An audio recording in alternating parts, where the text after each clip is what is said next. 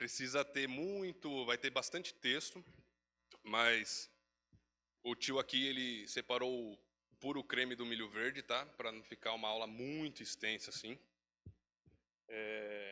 Primeiramente, vamos orar.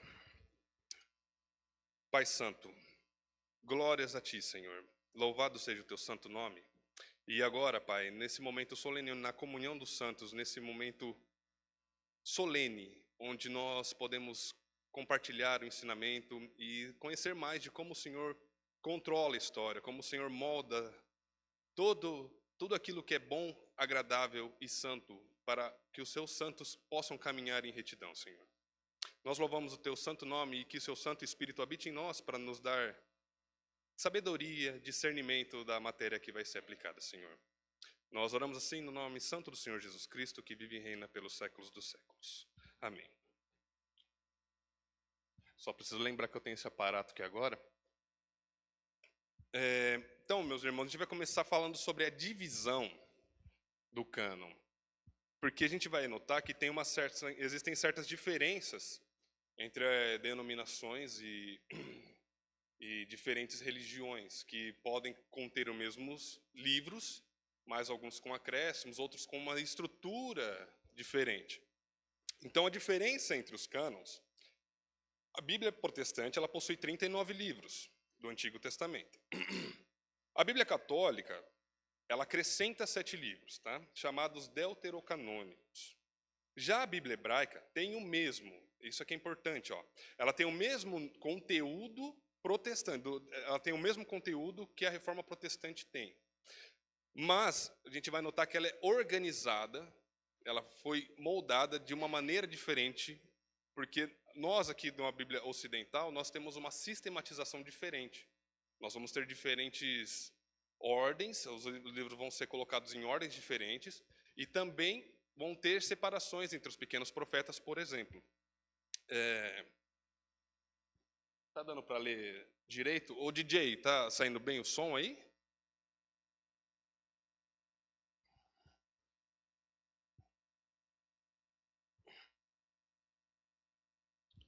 Então nós vamos falar agora da estrutura, a estrutura da Bíblia hebraica. Ela é dividida em 3 partes, então nós vamos ver assim, a Bíblia ela tem uma divisão, a Bíblia hebraica ela vai ter uma divisão categórica, que vai ser a lei, que são os 5 primeiros livros da Bíblia, que é o Pentateuco, os profetas, que incluem os livros históricos, que é Josué, Juízes, Samuel e Reis, e os livros proféticos, que são Isaías, Jeremias, Ezequiel, e olha só, os 12 profetas menores. Esses 12 profetas menores, eles são considerados um livro. Nós fizemos a separação, porque para o judeu, ela tem uma questão cultural, teológica, que nós precisamos contextualizar ela, nós precisamos de data, nós precisamos, para entender o roteiro, para entender toda a narrativa, a gente precisa de uma separação. Não daria para juntar todos e achar que está acontecendo tudo ao mesmo tempo. E os escritos, que são um total de 11 livros, que são os Salmos, Provérbios, Jó, os 5 rolos, que são chamados de Megilot, que é o Cântico, Ruth, Lamentações, Eclesiastes e Esther, além de Daniel, Esdras, Neemias e Crônicas. No total, a Bíblia hebraica ela reúne 24 livros, equivalente aos 39 da Bíblia protestante.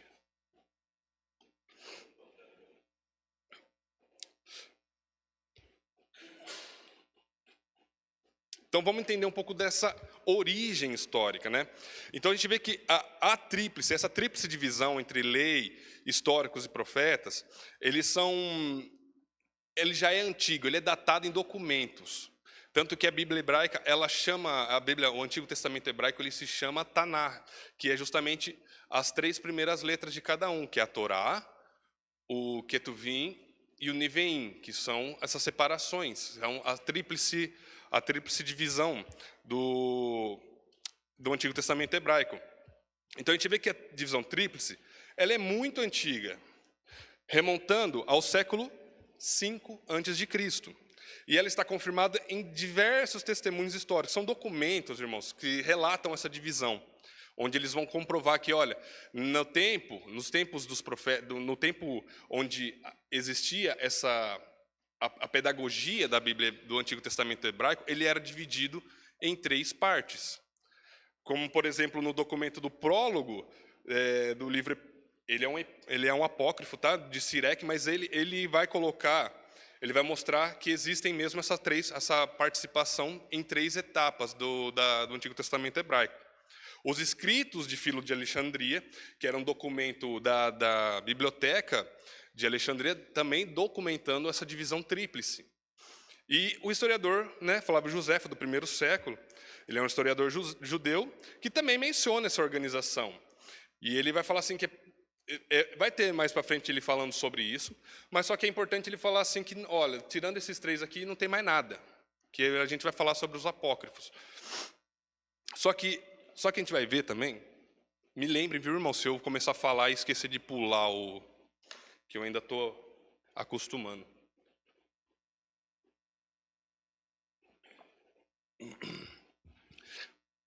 Só que na Bíblia, o que acontece? A gente também pode se deparar com uma divisão dupla.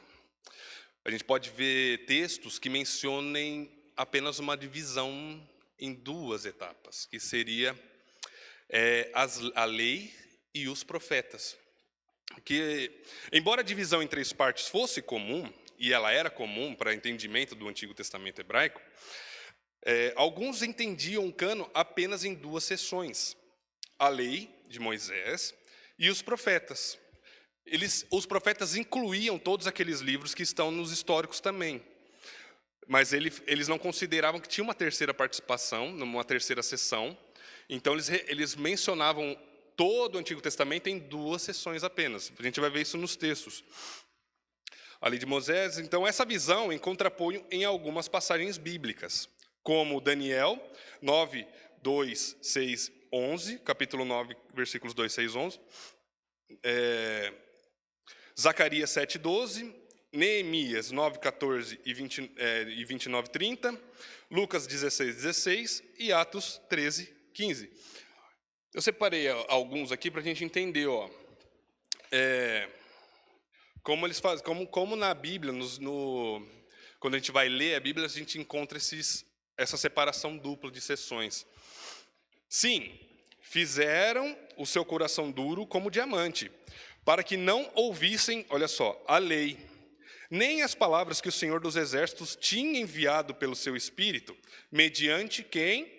Os profetas, que nos precederam. Daí veio a grande ira do Senhor dos Exércitos. Essa aí a gente vê uma passagem no Antigo Testamento, né? Que é em Zacarias. E também em Lucas, quando o Senhor Jesus vai falar sobre a lei e os profetas. Então ele vai falar, a lei e os profetas duraram até João. Então ele está mencionando o Antigo Testamento. Desde esse tempo, o evangelho do reino de Deus vem sendo anunciado. E todos se esforçam para entrar nele. Então vejam, apesar de ter uma estrutura física em separações de de 3 seções, também a gente vê na Bíblia que existe uma menção de dupla divisibilidade das seções. Então não é para gerar confusão, estamos falando do mesmo Antigo Testamento, tá, pessoal? O entendimento da separação não vai contradizer, tá? O que vai ser explicado ou em 3 seções ou em 2 seções. Elas contêm o mesmo conteúdo, tá bom? Então a gente conclui que, assim, a Bíblia hebraica preserva o mesmo conteúdo do Antigo Testamento protestante. Ou seja, na verdade é o contrário, né? Nós protestantes reconhecemos que o Antigo Testamento ele deve ser igual àquele que era utilizado na igreja primitiva, que a gente tem que lembrar que o cristianismo ele nasce em solo judeu. Ele nasce em Israel e a gente compartilha da tradição deles do Antigo Testamento. Então, mas a sua organização reflete a tradição judaica, com forte ênfase histórica e teológica. Entende por que não precisa tanto da separação em 39 livros e sim em 24? Porque para eles tem um esforço diferente de leitura do que para nós. Nós temos o relato, as narrativas que precisam ser divisíveis em 39 livros. Para eles que têm uma tradição que segmenta, que fundamentaliza eles, aquilo lá é uma tradição que não se perde. Para eles é natural os 24 livros, mas para nós que já somos do Ocidente, precisamos separar eles para um melhor entendimento do que houve na história do povo de Deus.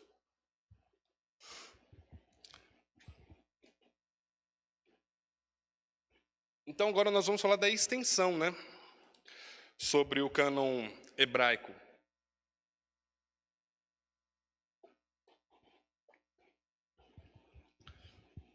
Então, após entender como o Antigo Testamento foi formado, é importante conhecer quais livros entram no cânon, quais foram questionados e quais ficaram de fora. Então, agora aqui a gente vai entrar em uma seção de os livros que foram aceitos, ou que foram aceitos por alguns grupos, e aqueles que não foram aceitos por nenhum.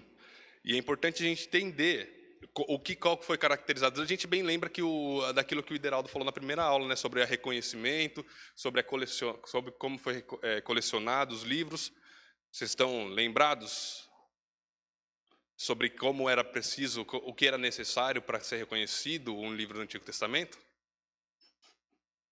Eu sei que vocês lembram, né? Eu estou só perguntando. Que tinha no Antigo Testamento, na verdade eu vou falar aqui, ó. Deixa eu falar, eu vou mostrar aqui.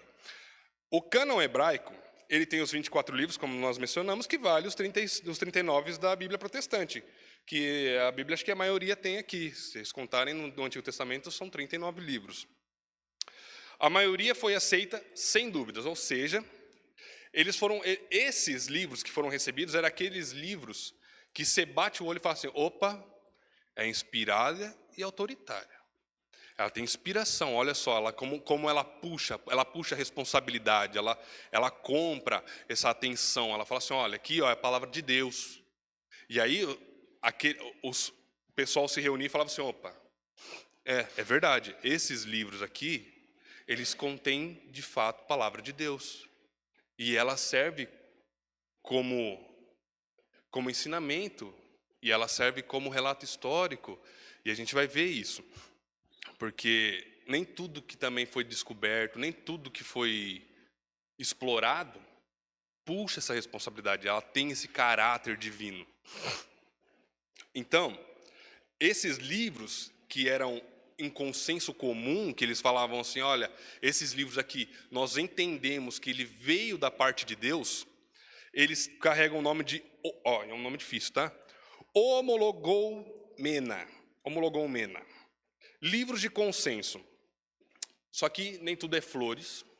E no nosso cânon, tiveram algumas discussões, que foram o livro de Cantares, Cântico dos Cânticos, Eclesiastes, Esther, Ezequiel e Provérbios. Foram discutidos, mas eles permaneceram no cânon, tá? Nós vamos entender que essas discussões que foram geradas a partir da interpretação é justamente pela interpretação e não pela sua inspiração divina.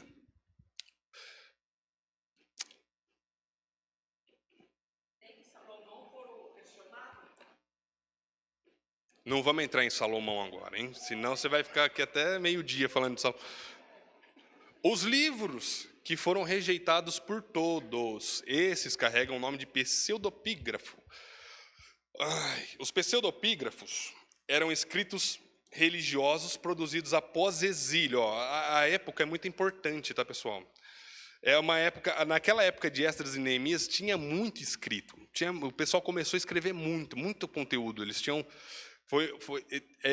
incontáveis, tinha muito livro, então era difícil do reconhecimento, mas a grande maioria deles se percebia que era especulação, que era fantasioso. Apesar de trazerem linguagem apocalíptica e esperanças messiânicas, o seu contexto, muitas vezes, ele era fantasioso ou até herético. Olha só, então, a Bíblia, por ser inerrante, que a gente tem esse caráter dela, da inerrância e da infalibilidade, ela não pode conter heresia, ela não pode se contradizer Correto? Então, é um dos sinais que a gente vê onde o livro pode ser considerado ou não. Por isso, nunca foram aceitos como inspirados pelos mestres judeus. Não dá, né, gente? Não dá para eu querer... Eu gosto muito de C.S. Lewis, mas eu não posso colocar as Crônicas de Nárnia no cânon do Novo Testamento, né?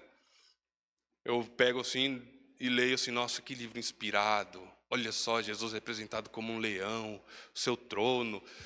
Mas não é, né? Ele é fantasioso, ele puxa um caráter literário diferente do que a gente vê na Bíblia. Isso vai contradizer, isso vai gerar confusão. Tá? Mas mesmo assim, alguns, olha só, isso aqui é muito interessante. Alguns preservam tradições verdadeiras e influenciaram autores do Novo Testamento. Cuidado para não entrar na confusão, tá? A gente já viu aqui um exemplo. É o caso das referências de Enoque e Moisés em Judas 14:15. Provavelmente baseados nos livros de Enoque e da Assunção de Moisés. Vamos ver? Olha só. Foi a respeito deles que também profetizou Enoque, o sétimo depois de Adão, dizendo: eis que o Senhor vem com milhares de seus santos para exercer juízo contra todos e para convencer todos os ímpios, e a respeito de que todas as obras ímpias que praticaram e a respeito de todas as palavras insolentes que ímpios pecadores proferiram contra ele. Aonde está escrito isso na Bíblia? Digo mais, então. Contudo, nem mesmo o arcanjo Miguel, quando entrou em conflito com o diabo e discutia a respeito do corpo de Moisés, ousou pronunciar sentença difamatória contra ele. Pelo contrário, disse: o Senhor repreenda você. Onde está escrito isso?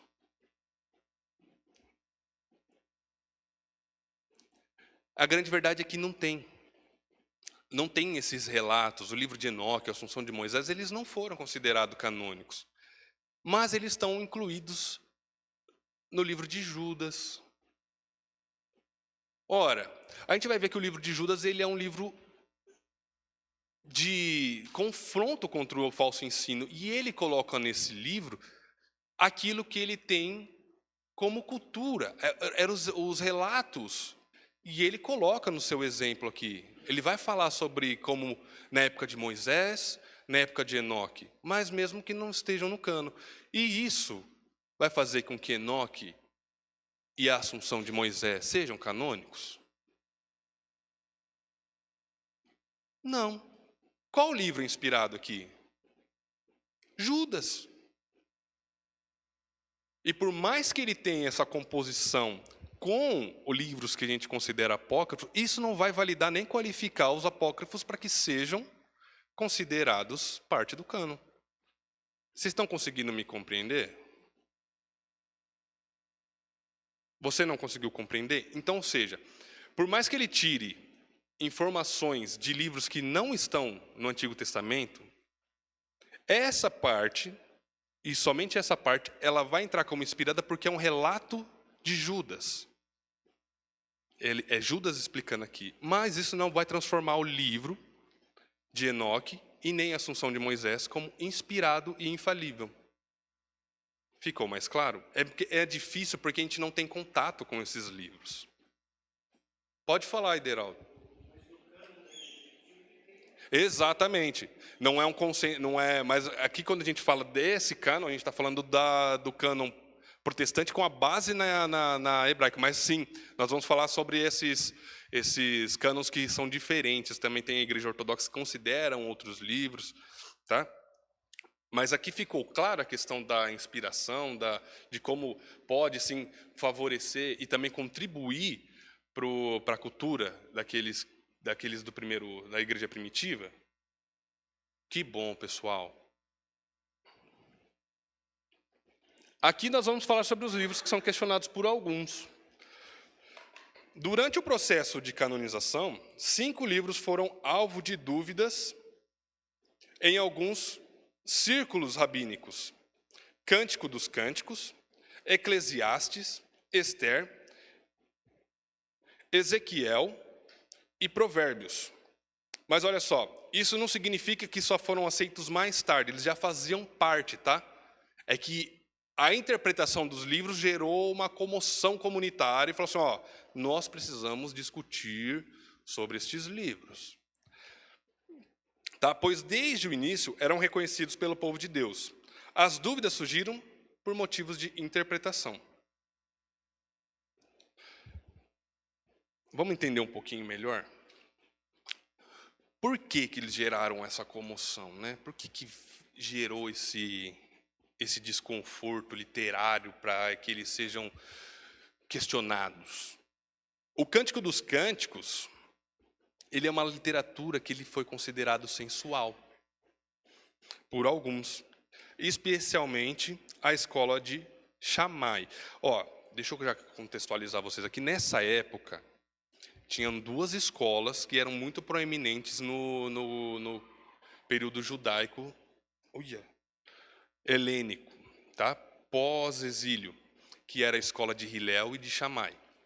Ou seja, existiam duas formas de interpretação da lei e dos profetas.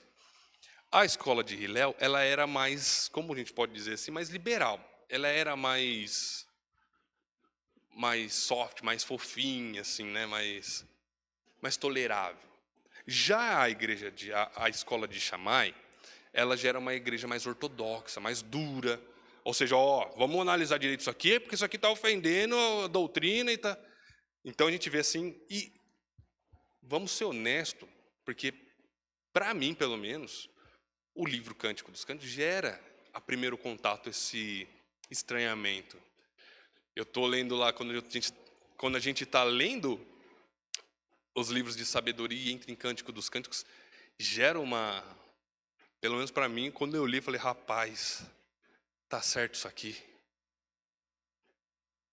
Tá esquisito. Mas a gente vai entendendo a alegoria, todo o sentido poético. E isso, na verdade, não vai questionar nem desqualificar a sua inspiração. Porque quando você coloca o contexto inteiro, quando você vai analisar ele como um livro, e qual que é o objetivo dele, você vai ver que é um livro belíssimo. Então a gente vai ter também Eclesiastes, que vai ser o quê? Ele vai ser visto como pessimista. Ele vai ser visto como um livro, olha, nossa, Eclesiastes, rapaz do céu. Coloca com um violino bem tristinho que você vai chorar a tarde inteira quando você lê. Mas, na verdade, o Eclesiastes ele não mostra uma realidade diferente quando a gente olha pelas lentes que Salomão quis que enxergássemos. Porque, na verdade, ele descreve a vida sem Deus de forma realista. É a partir da ótica de tentar entender pelo prazer, né, pela capacidade, a gente se desprende daquilo que é a nossa fonte, o nosso sentido da vida. Ele vai chamar tudo de vaidade, fumaça. E vai nos convencer a viver uma vida de plena adoração a Deus. E também tem Esther, né? Esther é um livro que foi criticado, por quê? Porque ela não tem uma menção que seja de Deus. Mas, gente, quando você lê o livro de Esther, se não te falam isso, você não percebe que não tem a menção, porque é tão explícito como Deus cuida do povo naquele momento do holocausto, que você fala, pode não ter o nome de Deus, mas olha só como ele tem essa autoridade de mostrar que Deus cuidou do povo. Tanto que ele é considerado, ele foi depois, esse evento se torna um feriado judeu. Ou seja, tem essa questão da inspiração e da autoridade desse livro, né? Ezequiel, que foi acusado de contrariar a lei de Moisés.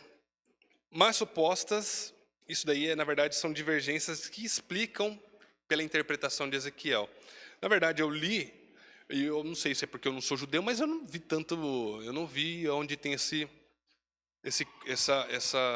essa quebra da lei. O senhor sabe onde está também eu não. Mas assim, foi questionado por este motivo, que ele tinha como se ferisse a lei de Moisés. E Provérbios, Provérbios é um caso muito curioso, porque quando um livro vai ser considerado, ele tem que ser considerado na sua totalidade. E Provérbios 26, dos versículos 4 e 5, ele vai mostrar como se tivesse uma contradição no entendimento. Mas o texto fala de situações diferentes que exigem respostas diferentes. Olha aqui, eu separei aqui, ó. Imagina só, hein, ó. Provérbios correu o risco de ser removido, porque ele fala assim: não responda ao insensato segundo a sua tolice, para que você não se torne semelhante a ele. Depois ele vai falar o contrário. Responda ao insensato segundo a sua tolice, para que ele não seja sábio aos seus próprios olhos. O que é isso? É ou não é? Mas a gente vai ver que são duas situações diferentes. São duas exortações diferentes. Eu não vou entrar na hermenêutica aqui, senão a gente vai ficar aqui até 10 horas e tem churrasco hoje, hein?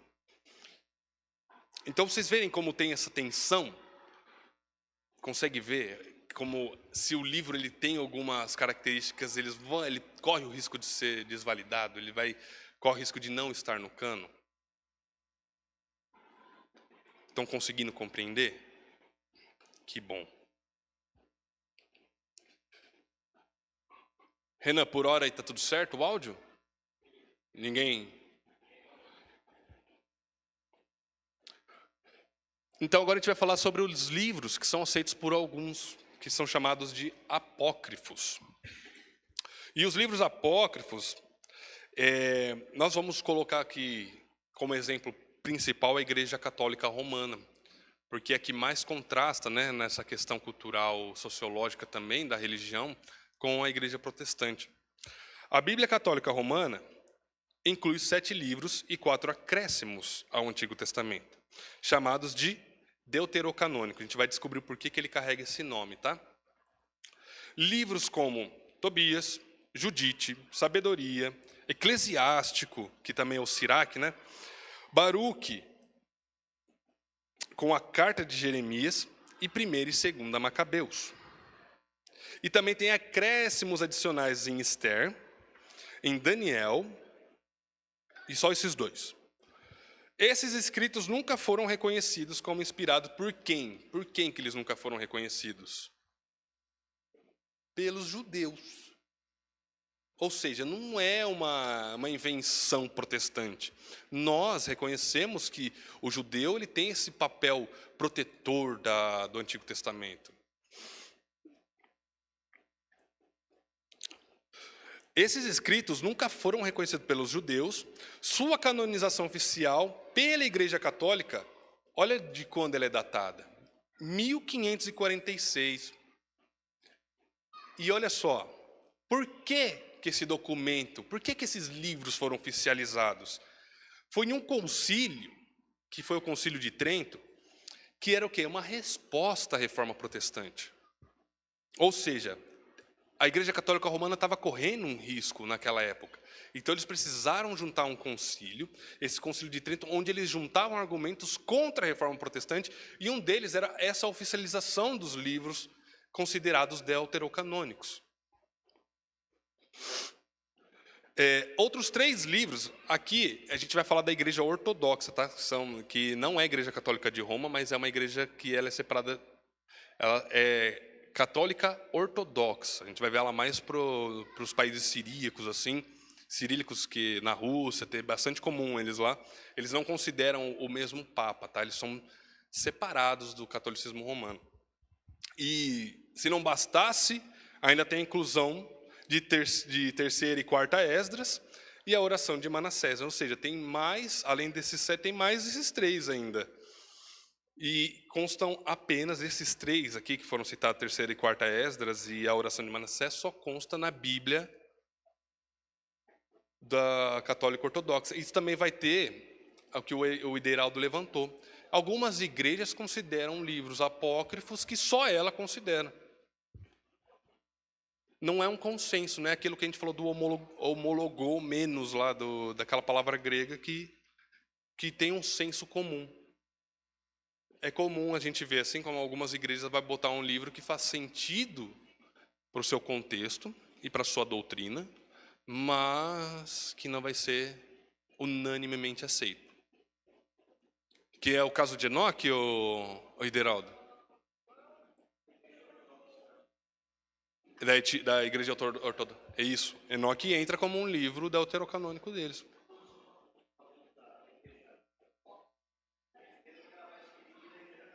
Isso. Mais antiga. Exatamente. Isso, carrega mais um sentido patrístico, mais um... É verdade. A Igreja Ortodoxa, ela, na verdade, ela separa porque a Igreja de Roma vem posteriormente e eles não concordam com o que eles estão querendo dizer. Ok? Ainda na extensão do cânon hebraico, rapaz, olha... É grande, hein, a aula, hein?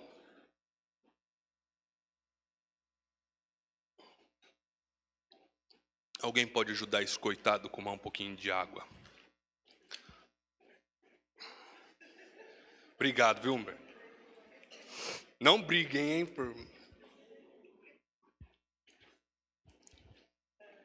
A gente vai continuar, então, falando sobre os apócrifos, né? E por que eles foram incluídos, né? Então, a inclusão dos apócrifos, a gente vê que pelo concílio, pela movimentação política da época, eles são incluídos porque eles tiveram motivações doutrinárias, ou seja, por conveniência. Como defesa do purgatório, esses são só alguns exemplos, tá, irmãos? E da oração pelos mortos, que a gente vai ver em 2 Macabeus 12:45. E olha só como tem contraste, né? No próprio livro de 2 Esdras, que eles colocam, né? Que tem lá na Bíblia Ortodoxa, que foi fundada anteriormente, essa prática ela é condenável no livro de 2 Esdras. Ele vai falar assim, ó, não, isso aqui é reprovável, essa oração pelos mortos. E o que a Igreja Católica de Roma faz? Não coloca. Então, isso aqui ó, a gente tira, porque vai, ó, esse aqui não estão conversando, e a gente precisa que esse aqui seja ensinado, seja doutrinário, e não estão batendo. Então, o que nós fazemos? A gente tira esse pedaço feio e deixa só o pedaço bonito. Exatamente, tem que concordar. Se não concordar, meu irmão, vai ficar confuso. Então, tá. Então, a gente vê que antes de 1546, do Concílio de Trento, mesmo versões católicas, olha, mesmo entre duas igrejas que são católicas, elas divergiam dos livros canônicos dos apócrifos, como esse aqui é o Poliglota, ele é um documento, tá? Que fala sobre essa tensão entre os apócrifos das igrejas católicas. Fala assim, olha, não são amplamente aceitos, por quê? Por tal motivo. Porque eles não interagem entre eles, isso é perigoso. Por isso que nós também não aceitamos os deuterocanônicos. E a gente vai ver mais para frente, porque eu coloquei alguns textinhos aqui que vocês vão entender melhor do que eu estou falando.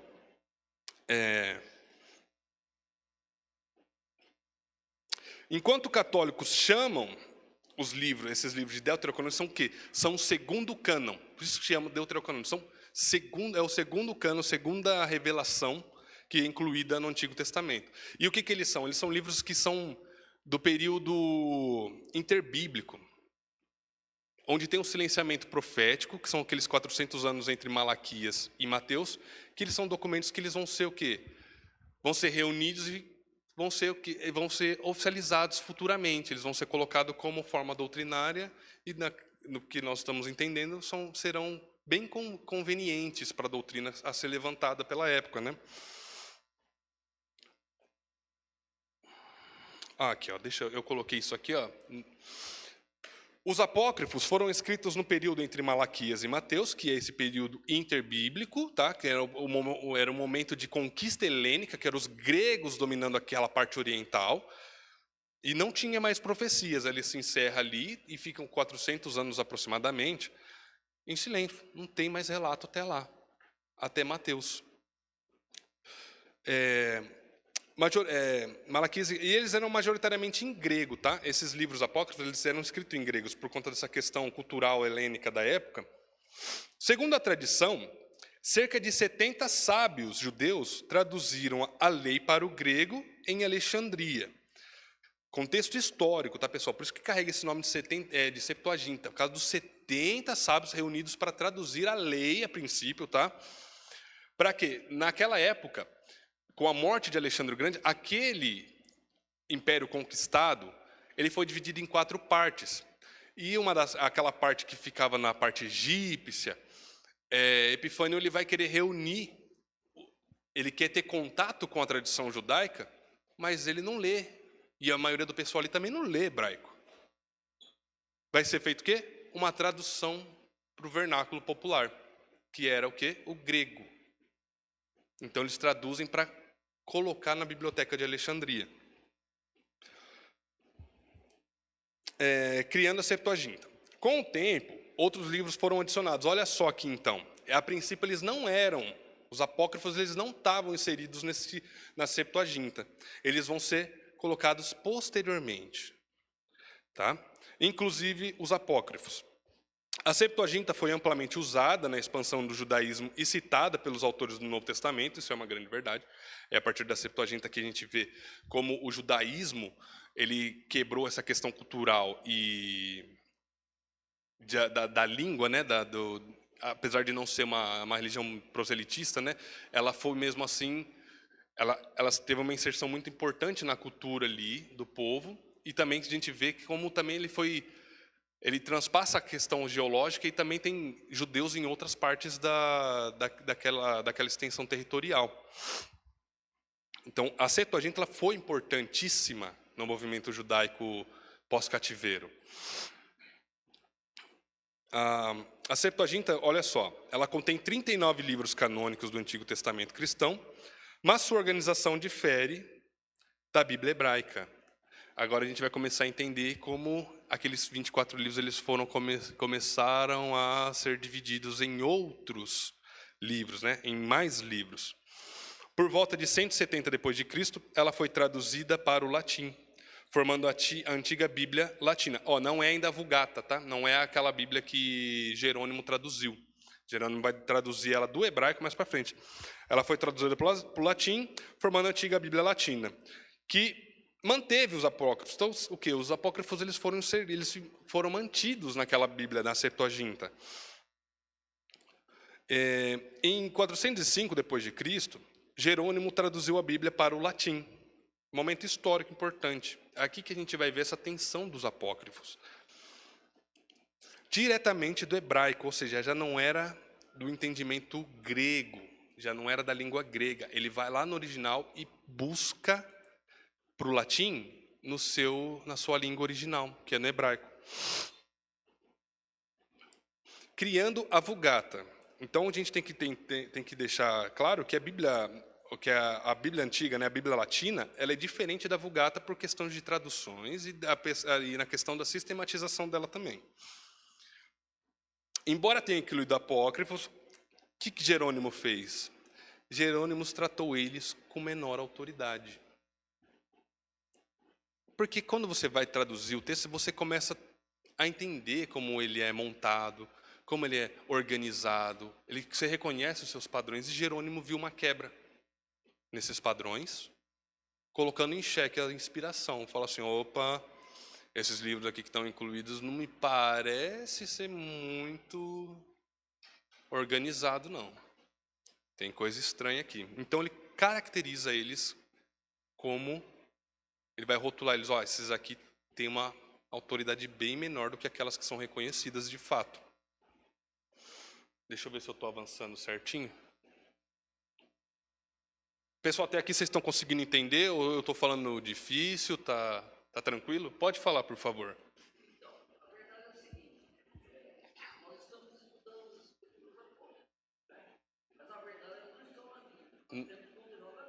Sim, nós vamos falar por que ela não está. Tá? Mas a gente, na verdade, está estudando a canonização, como foi formada a Bíblia que temos em mãos hoje. Tá? Deixa eu ver aqui.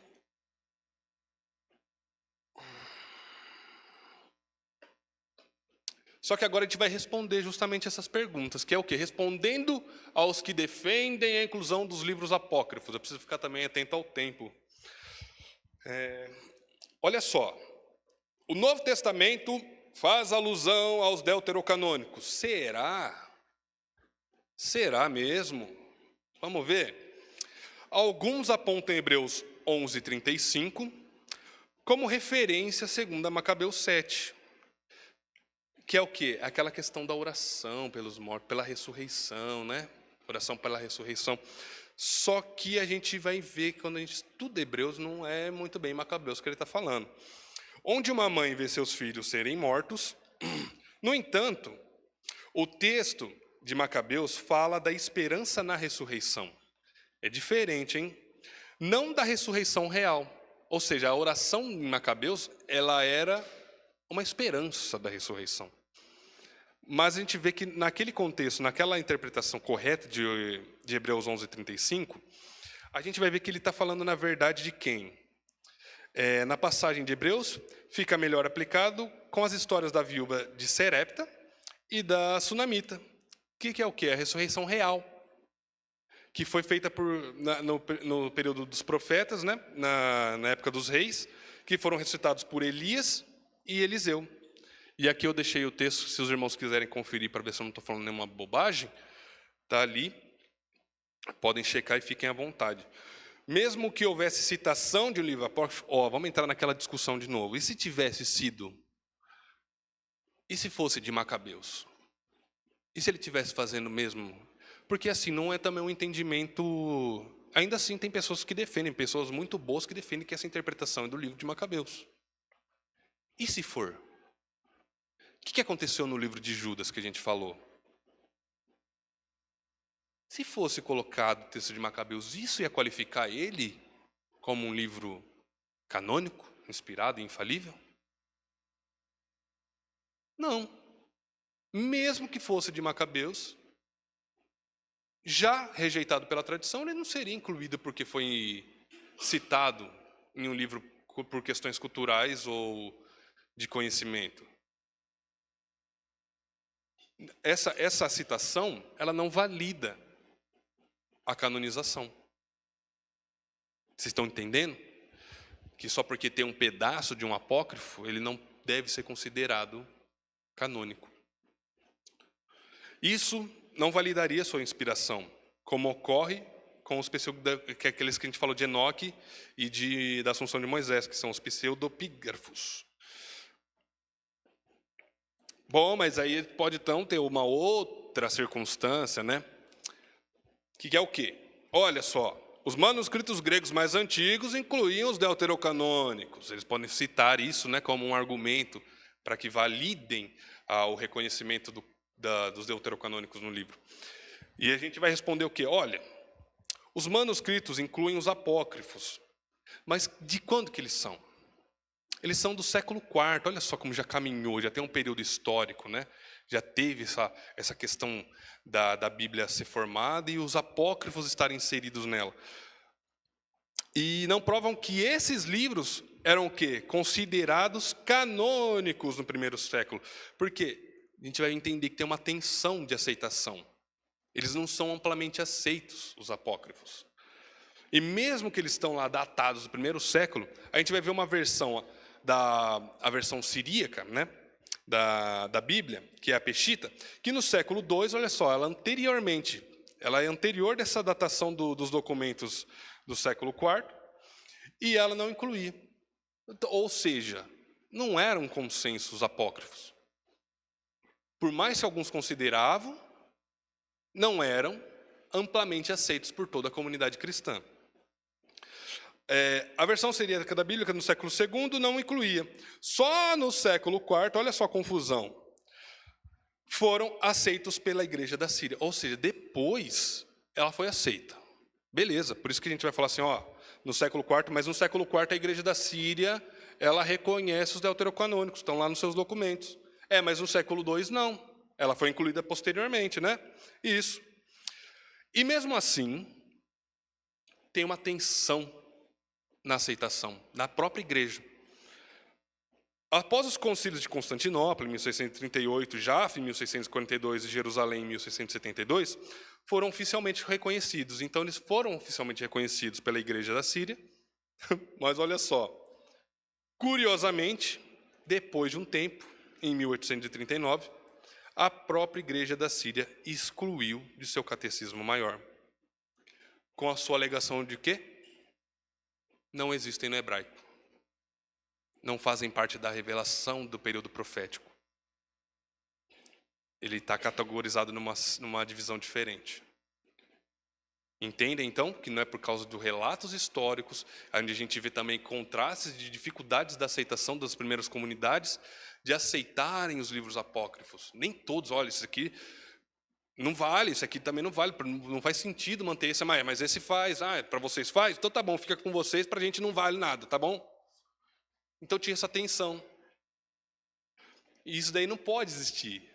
Porque ela tem que ser inerrante, inspirada e infalível. Certo? Se existe essa tensão interpretativa, logo considera que ela não carrega o peso de inspiração. Ela não tem essa autoridade. E os pais da igreja, hein? Que citavam os deuterocanônicos, apócrifos. O que vocês vão falar para mim agora? Na verdade, essa é a mais fácil. Porque é verdade que nomes como Clemente de Alexandria, Orígenes, Irineu e Agostinho usaram esses livros. Mas querer colocar nos ombros desses homens a infalibilidade não é uma tolice. Esses homens que são figuras muito importantes da história do movimento apologético do primeiro século, apresentando argumentos da aceitação da vida cristã, por mais que eles mencionem, eles são homens falíveis. Correto? E veja só. No entanto, isso não garante sua autoridade canônica. Outros pais, como quem? Atanásio e Cirilo de Jerusalém, os rejeitaram, amplamente rejeitados. 100%, não faz sentido. Tira. Orígenes citou apenas Macabeus e a epístola de Jeremias. Ele só considerava 2. Já Agostinho, ele vai lá e omite Baruque. Não, Baruque não faz parte. Olha só, de novo, pessoal. Jerônimo, a cartada mais triste, o maior cheque que eu tenho sobre os apócrifos é justamente sobre o relato de Jerônimo. Porque Jerônimo, ele que traduziu a Vulgata, ele recusou incluir os apócrifos. E só depois da sua morte, eles foram incorporados à versão latina da Bíblia, contra sua vontade. Então, vocês percebem como ela não puxa, ela não tem esse estilo literário autoritativo? Por isso que gera essa tensão, e ela não pode existir. O Antigo Testamento ele tem que ser organizado e ele tem que ser conciliado, ele tem que falar a mesma língua. Ele tem que falar do mesmo Deus, ele tem que falar dessa questão mesmo que histórica, ela resiste, ela persiste em sua interpretação.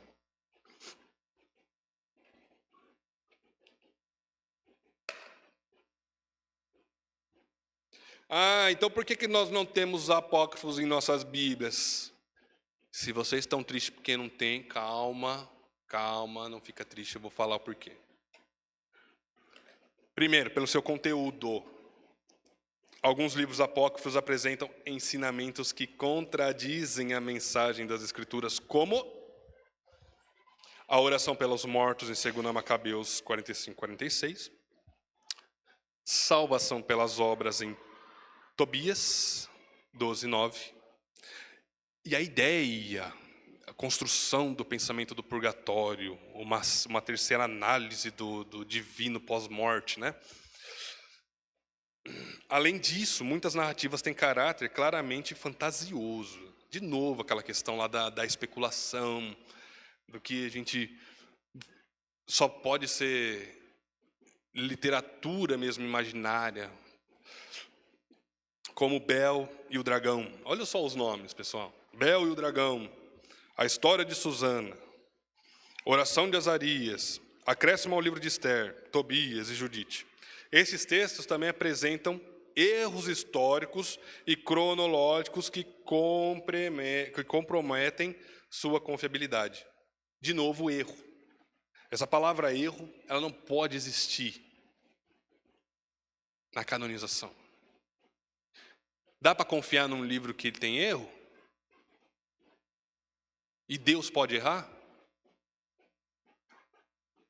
Deus pode errar?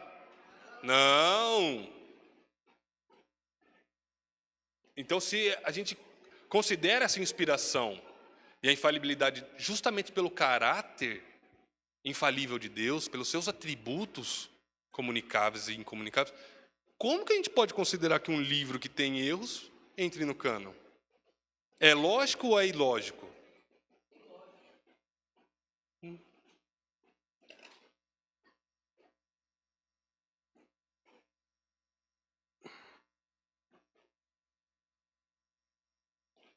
Espera aí que deu...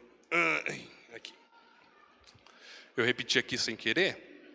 Desconsiderem, pula para o próximo. Vejam só.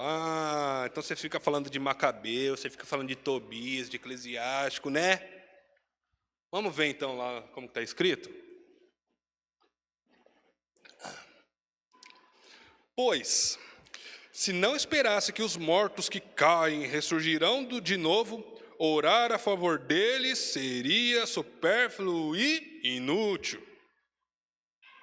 Oração pelos mortos. E a salvação por obras? Vamos lá. Pois quem dá esmola fica livre da morte, e todos os seus pecados, chega a doer, né, gente, de ler, são perdoados. Os que dão esmolas terão uma vida abençoada. Olha, existia teologia coach, né, na época antiga. Então, Tobias 12:9. Tirado, eu fui lá no texto deles, eu fui lá ler eles e puxar, para a gente ter uma ideia do que era.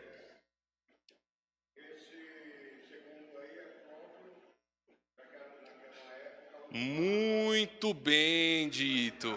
Olha, agora sim, exatamente. Olha como era conveniente manter isso na Bíblia. Quem lembra da historinha daquele sujeito indigesto que foi o Tetzel, né? Na época da Reforma. Se uma moeda cai e tintila no pote, uma alma sai voando do purgatório, né? A gente vê, esse na verdade o terceiro dito vai colocar mais ênfase nessa questão financiária, nessa questão do favor a partir da questão monetária. Olha só, quem retribui com bem armazena para o futuro. E no tempo de sua queda, de sua morte, encontrará apoio. E não tem isso, gente. Da onde tira isso? A Bíblia ela mostra duas realidades distintas pós-mortes. É inferno ou céu.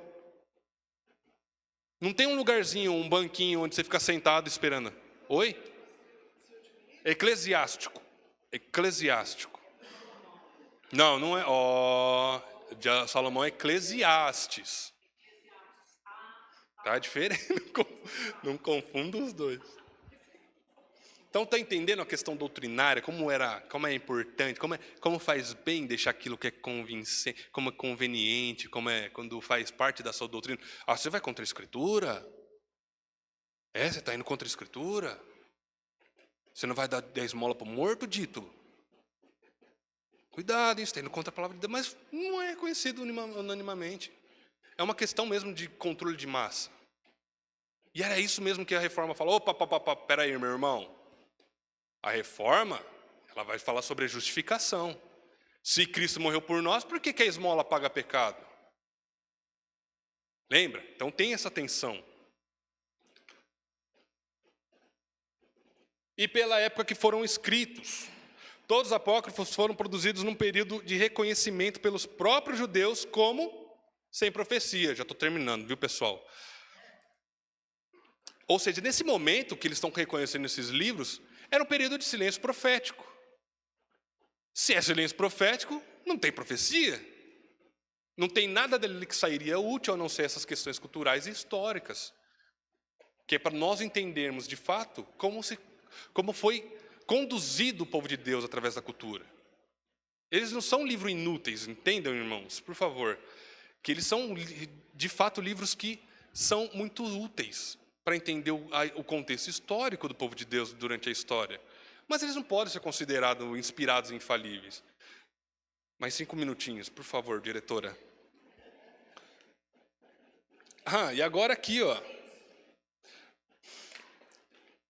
Aqui está a parte mais desonesta, pelo menos para mim, que é a introdução dos livros apócrifos. O que acontece? Os próprios autores não puxam essa responsabilidade de autoridade divina.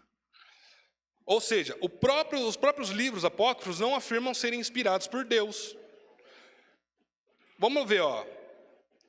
O livro de Eclesiástico, ele não fala que é um livro inspirado, divino, não tem essa questão, essa literatura divina que carrega o texto. Ele vai falar o quê? Ele é uma instrução de sabedoria. Ele não é uma revelação. Ele é um cara que falou assim, ó, eu vou falar coisas aqui que eu vivi, que são muito úteis, se vocês quiserem seguir ou não, o problema é seu. E 1 Macabeus, que reconhece que não havia profetas em Israel, ele mesmo reconhece. E 2 Macabeus, que admite as suas limitações e não reivindica inspiração. Olha lá. Olha só, né? Jesus, filho de Siraque, ó, puxando a autoridade dele, ó, a inspiração dele. E neto de Eleazar gravou neste livro uma instrução de sabedoria e ciência, derramando como chuva de sabedoria do seu coração, do coração dele, não vem de Deus. Olha só agora 1 Macabeus 9:27. Israel caiu numa tribulação tão grande como nunca tinha havido, desde que os profetas desapareceram. Olha só, ele mesmo está reconhecendo que os profetas não estavam mais naquele período. E o final de 2 Macabeus. Essa aqui é primordial. Se ficou boa e literariamente agradável, era o que eu queria. Se está fraco e medíocre, é o que fui capaz de fazer. Pois é. Você vê como eles não têm essa intenção inspirada e divina, autoritária. Foi incluído justamente por conveniência. O próprio livro não pede isso. Deixa eu só finalizar, meu irmão, porque senão a gente vai jantar hoje em vez de... Ou seja, então, vamos para a nossa conclusão e fechar tudo aqui. O judaísmo nunca reconheceu os livros apócrifos como parte das escrituras. No tempo de Jesus, apenas 24 livros da Bíblia hebraica eram reconhecidos, né, equivalente aos 39 do Antigo Testamento protestante. Eram considerados inspirados, porque Flávio José, que era um historiador, ele vai, de fato, afirmar isso. E os judeus mantiveram esses textos sem alterações. O Talmud babilônico também registra claramente que os livros do cânon judaico, excluindo os apócrifos e reforçando a estrutura tripartite, que é a lei, profetas e escritos.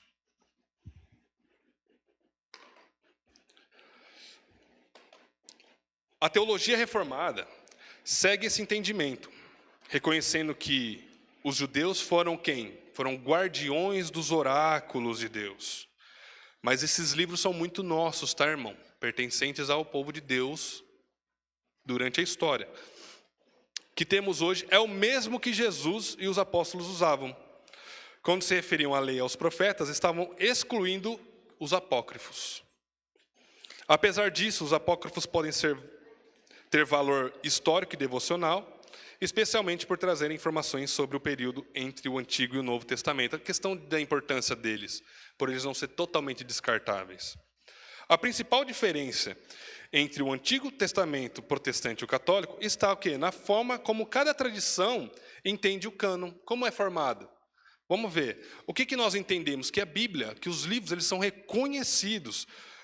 Para os católicos, a igreja tem autoridade para definir o que é canônico. Ou seja, por isso que a gente vê como essa inclusão tardia, eles falam assim, a igreja tem esse poder, Mas o que os protestantes vão entender? Que a palavra de Deus ela tem autoridade sobre a igreja. E que a igreja tem um papel fundamental do quê? De determinar o cânon por sua inspiração e reconhecimento. Que é aquilo que o nosso irmão Ideral estava falando na primeira aula. Nós reconhecemos, não ditamos as regras da Escritura. Certo? Oh, acabou, gente. Acabou. Acabou. Ó, né, só foi 5 minutos a mais. Então, eu não vou abrir para as perguntas, irmãos, mas